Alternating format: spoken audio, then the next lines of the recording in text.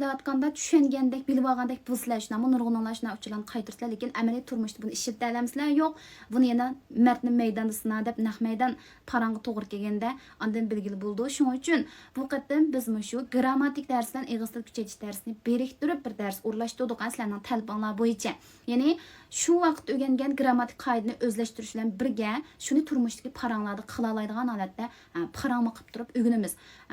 Men shu bildigan so'zlikim jiq kitob qarsam tonalayman, lekin shunday uzunda kelgan yerlarni kichik qo'shimchalarni to'g'ri ishlatammayman, bog'lashtirolmayman va yoki bog'lashtirib yoza olsammi teshik chiqarib tilimda ifodalayolmayman deydigan o'rganishlar uchun tuzib chiqilgan dars bu.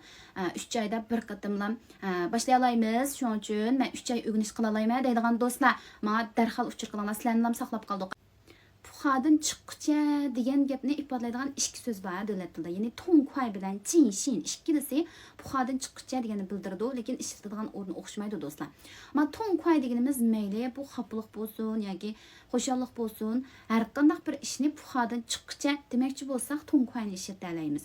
Ammo jinshinnichu buni faqat shu ishdan rozi bo'lguncha puxadan chiqqıcha deb shuni ham bildiralaymiz. Masalan, misol keltirsak, 今天晚上我们得喝个痛快的 kinolardan chiqdi.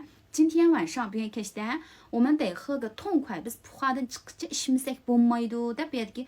H deganimiz shu aroq ichishni ko'rsatadi. Dey degan bunday qilish kerak. H da 痛快, puxadan chiqqıcha ichish. 得喝的痛快, puxadan chiqqıcha ichish kerak. 今天晚上我们得喝的痛快. Bugun akşam biz puxadan chiqqıcha ishmasak bo'lmaydi degani bildirdi. Endi ma jinshin ishlatib qolsakmi, 今天晚上我们得喝个jinshin deb munda desak bo'ldi. Ya'ni bugun kechda biz puxadan chiqqıcha ishmasak bo'lmaydi deb, ya'ni rozi bo'lguncha to'yga ishmasak bo'lmaydi degani bildirdi.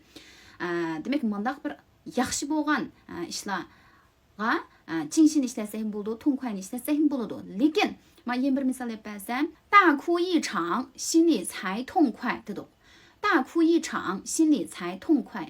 Cho'ng bir yig'laganda anandan keyin ichi bo'shaydi, puxadan chiqadi degani bildirdi. Buningga hargiz 大哭一场心里才能尽兴 deyishga bo'lmaydi. Chunki bu 尽兴 degan bir rozi bo'lish, ichidan shu xo'shallik yetarlik bo'lish degani bildirdi-ku.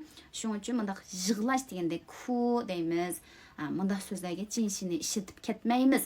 尽兴 degan so'zni biz asosan ashtaq yeb, ichish, o'ynash, sayohat qilish degandek yerlarga ishlatamiz. Masalan, 这次旅游玩的真尽兴 dedik. 这次旅游 bu qatimliq sayohatda 玩的真尽兴. Puxadan chiqqich o'ynadik, rozi bo'lguncha o'ynadik, qanguncha o'ynadik demakchi. 玩的尽兴, puxadan chiqqich o'ynash, qanguncha o'ynash. 喝的尽兴, puxadan chiqqich qanguncha ichish. Mushundaq yerlarda jinshin ishlatamiz. Tongquayni bo'lsa-chu, kuga tongquay puxadan chiqqich yig'lash. Hga tongquay puxadan chiqqich ichish. Chiga tongquay puxadan chiqqich yeyish. Har qanday yerlarda tongquayni ishlatalaymiz demakchi. Tushundinglar?